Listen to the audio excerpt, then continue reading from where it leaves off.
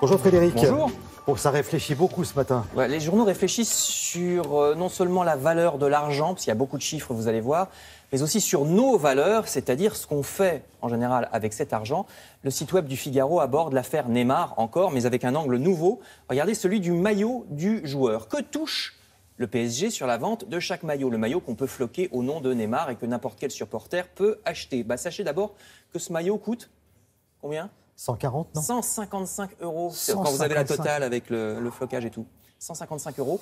Et malgré ce prix déjà considérable, le club en a déjà écoulé 10 000 rien que ce vendredi, de l'argent qui n'ira pas aux ouvriers qui travaillent dans les ateliers textiles du bout du monde, dans des conditions parfois épouvantables. Voyez ce camembert. C'est la petite partie en rouge au milieu, seulement 6 € qui revient à la fabrication du maillot sur 155. Tout le reste va dans les poches du PSG, de l'équipementier, du magasin, etc. 6 € sur 155 €, ça fait seulement 3,9% du prix de vente qui va à ceux qui l'ont fabriqué. Alors c'est une dérive générale, il n'y a pas que pour les maillots, c'est une dérive générale de ce sport, dénonce les Échos en couverture. En football, seuls les riches gagneront. Je cite: à l'image du sport américain, dit le journal, le foot européen est désormais un club fermé, dominé par les plus riches. Comme hélas dans le reste de la société, il y a dans le foot une concentration des richesses aux mains de quelques-uns. Vous savez que normalement, un petit club de foot est censé pouvoir monter en division supérieure s'il se bat bien sur le terrain, c'est normal. Eh bien, non, de moins en moins. Les moyens financiers nécessaires pour être compétitifs sont hors de portée de la plupart des clubs, écrivent les Échos. D'ailleurs, il y a des statistiques qui existent. La place des petits clubs a diminué de moitié ces 10 dernières années dans le haut des compétitions qui leur sont théoriquement ouvertes. Comme aux USA, notre sport est devenu non pas aussi une histoire d'argent, mais avant tout une histoire d'argent. Vous lirez cet article dans Les Échos.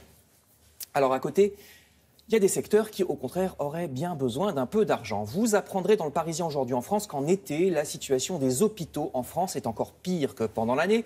Par exemple, vous voyez cet hôpital de la Drôme, les urgences ferment à 20 h là-bas. Mais oui, alors prière d'être malade le jour et non pas la nuit. L'hôpital suivant est à 30 km. On manque déjà de médecins pendant l'année, vous connaissez le problème. Alors quand l'été, ils prennent des vacances qu'ils ont bien méritées, des médecins, il n'y en a plus. Une pharmacienne raconte, puis c'est à l'autre bout de la France, la pharmacienne, elle est dans l'Aisne, elle raconte que son téléphone sonne toute la journée avec, au bout du fil, des gens qui ne trouvent pas à se soigner. Donc les déserts médicaux n'ont jamais si bien porté leur nom. Faute d'argent, l'État, vous le savez, cherche de l'argent par tous les moyens. Les économies à faire existent. Les Échos nous apprennent par exemple que si on simplifiait les normes, on pourrait économiser pas moins d'1,5 milliard en France chaque année. C'est important, 1,5 milliard. Bon, attention, il y a des normes qui sont nécessaires. Sur l'urbanisme, par exemple, c'est pour ça que vous voyez une maison en photo. Il faut des normes pour pas que les paysages soient saccagés par des promoteurs. Mais à l'inverse, sachez, c'est pour ça qu'il y a une photo de piscine, sachez qu'il a fallu attendre l'an dernier pour que la loi n'impose plus des vidanges aux piscines quand les analyses de l'eau sont bonnes. Parce qu'avant, il fallait vidanger les piscines publiques 2 fois par an, même quand l'eau était propre, parce que correctement nettoyée par le système de filtration. Donc, vous voyez que les économies sont possibles, des économies urgentes parce que malheureusement, nous apprend le Figaro, malheureusement l'euro est en train de remonter en ce moment, ce qui n'est pas bon pour la croissance, parce que vous savez quand l'euro augmente, on a du mal à exporter parce que nos exportations sont chères, donc ça fait des emplois en moins. Grand article dans le Figaro Économie à ce sujet. Enfin, on peut toujours se consoler ou essayer de se consoler parce que ça ne marche pas à tous les coups en se disant que c'est pire ailleurs. Vous connaissez Haïti, un des pays les plus pauvres du monde, qui a subi plusieurs catastrophes naturelles, il y a eu ouragans, tremblements de terre, donc on suppose que les hommes politiques là-bas ont à cœur de reconstruire le pays, de le développer.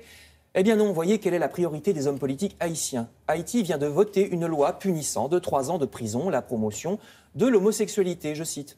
Alors c'était apparemment très urgent, parce que, je cite, « les catastrophes qui touchent le pays sont la faute des homosexuels », déclarent les hommes politiques locaux. Mais oui, les ouragans et les tremblements de terre, article absolument décourageant, je dois le dire, à lire si vous y tenez sur le site web de Marianne. Voilà, Frédéric Vion en pleine réflexion avec, dépression, je crois qu'on peut dire. Avec les journaux de cette revue de presse. On se retrouve tout à l'heure, évidemment, pour la revue de presse pour la culturelle.